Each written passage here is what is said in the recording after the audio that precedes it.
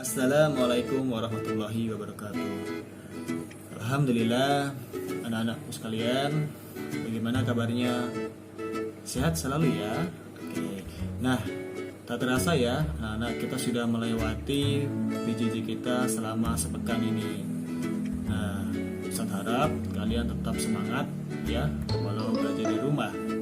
Nah, hari ini kita akan melanjutkan pembelajaran kita materi pelajaran tematik.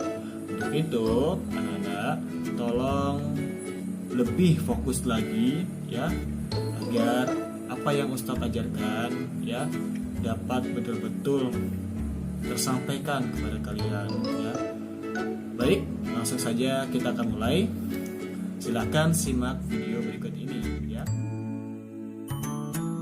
Anak-anak, pada materi hari ini kita akan membahas mengenai mengidentifikasi pemanfaatan kondisi geografis negara-negara Asia Tenggara. Pada pembelajaran sebelumnya kita sudah membahas ya, dan kalian sudah mengetahui tentang kondisi geografis negara-negara Asia Tenggara. Nah, beberapa negara itu memiliki kesamaan ya kondisi geografis, seperti negara Indonesia dengan negara Thailand. Nah, negara tersebut memiliki kesamaan di mana? Yaitu adalah memiliki perairan ya yang cukup tenang, sehingga dimanfaatkan sebagai perdagangan dan juga sebagai transportasi. Nah, kondisi geografis suatu negara itu dapat mempengaruhi sumber daya alam yang dihasilkan negara tersebut. Setiap negara di Asia Tenggara umumnya memiliki jenis sumber daya alam yang berbeda ya. Sebagai berikut, silakan disimak. Yang pertama, Indonesia. Indonesia memiliki sumber daya alam beragam. Dataran rendah yang luas dimanfaatkan sebagai lahan pertanian dan perkebunan yang menghasilkan sumber daya alam seperti padi, sayuran, kopi, teh, karet, cengkeh, dan lain sebagainya. Potensi hutan di Indonesia menghasilkan rotan dan kayu jati, serta getah pada pohon karet. Kondisi geografis berupa perairan dimanfaatkan untuk diambil hasil lautnya, seperti ikan, rumput laut, dan garam. Pantai-pantai di Indonesia dimanfaatkan sebagai pusat pariwisata seperti Pantai Kuta Bali. Nah, perbukitan di Indonesia juga menyimpan banyak sumber daya tambang seperti batu bara, minyak bumi, dan gas alam. Kedua, Brunei Darussalam. Sebagian besar bentang alam Brunei menyimpan minyak bumi dan gas alam yang menyumbang 40% pendapatan negara. Minyak bumi dan gas alam tersebar di wilayah Miri dan Kuala Belait. Dataran rendah dimanfaatkan penduduk sebagai lahan pertanian yang menghasilkan padi, kelapa, lada, dan buah-buahan. Ketiga, Filipina. Di Filipina, masyarakat hanya memanfaatkan dataran rendah sebagai lahan pertanian dan perkebunan. Pertanian dan perkebunan menghasilkan sumber daya alam berupa jagung, padi, kedelai pohon, tebu, abaka, dan tembakau. Adapun hasil perkebunan dan pertanian seperti abaka, karet, kelapa, dan kayu merupakan komoditas ekspor terbesar di Filipina. Kondisi geografis di wilayah Luzon yang kaya akan bahan tambang emas dimanfaatkan sebagai pertambangan emas. Keempat, Kamboja. Kamboja memiliki danau Tonle Sap yang merupakan penghasil ikan tawar utama di kawasan Asia Tenggara. Daerah di sekitar sungai Mekong dan danau Tonle Sap sangat subur sehingga dimanfaatkan penduduk untuk pertanian padi, umbi-umbian, jagung, dan buncis. Ada pula hasil perkebunan seperti tembakau dan karet. Kelima, Laos. Dataran rendah Vintin dimanfaatkan sebagai pertanian padi, jagung, dan tembakau. Laos merupakan satu-satunya negara di Asia Tenggara yang tidak memiliki wilayah laut, sehingga sumber perikanan Laos berasal dari sungai, antara lain di Sungai Mekong yang menghasilkan ikan karper dan ikan pers. Malaysia. Sebagian kondisi geografis Malaysia adalah hutan yang luas. Hasil hutan seperti kayu menjadi komoditas ekspor. Sepanjang pantai barat dari Perak hingga Negeri Sembilan yang dimanfaatkan sebagai lahan pertambangan seperti kilang minyak di Kuala Trengganu dan tambang timah di Perak. Malaysia juga memiliki perkebunan luas yang menghasilkan karet. Hal ini membuat Malaysia menjadi penghasil karet terbesar di dunia. Myanmar.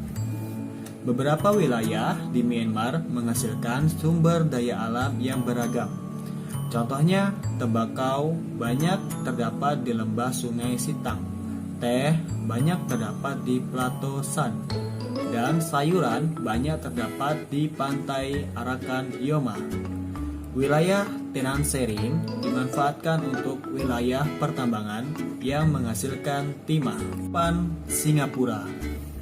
Singapura tidak memiliki banyak sumber daya alam. Usaha pertanian dilakukan secara hidroponik. Akan tetapi, beberapa wilayah dimanfaatkan sebagai lahan peternakan unggas. Thailand. Kondisi geografis Thailand yang subur dimanfaatkan penduduk untuk bertani. Kegiatan pertanian banyak dilakukan di sepanjang Sungai Chao Phraya. Hasil pertanian terbesar adalah padi. Bahkan, Thailand dijuluki sebagai lumbung padi utama di Asia Tenggara. Ada pula hasil pertambangan seperti timah, timbal, seng, dan mangan yang banyak dijumpai di semenanjung Thailand. Sungai Mekong dan Chao Phraya, Selat Malaka, serta Teluk Siam dimanfaatkan penduduk untuk kegiatan penangkapan ikan. 10. Vietnam. Kota Ho Chi Minh yang berada di dataran rendah menjadi pusat industri utama di Vietnam. Industri yang berkembang di Vietnam antara lain industri pengolahan makanan, penggilingan padi, dan tekstil. Sebagian dataran rendah dimanfaatkan sebagai lahan pertanian yang menghasilkan buah, sayuran, ubi jalar, dan kopi.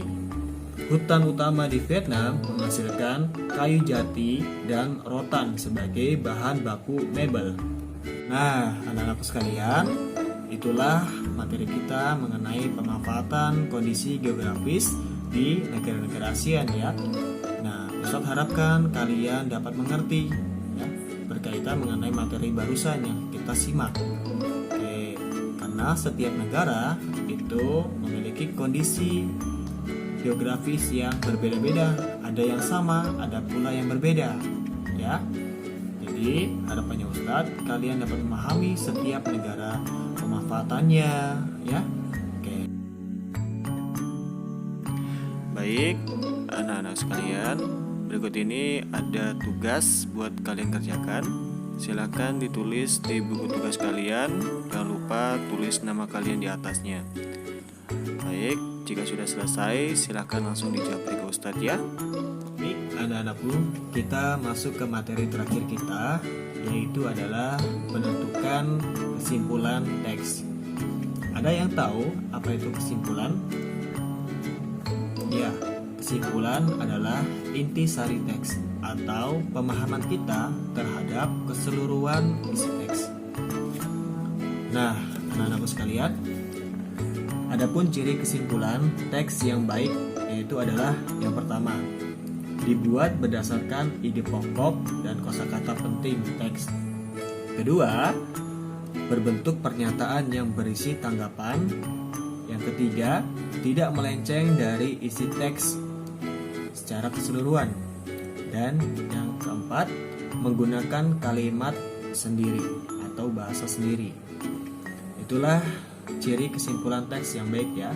Berikutnya Ustadz akan memberikan contoh ya, contoh menentukan kesimpulan pada teks. Silakan dilihat berikut ini.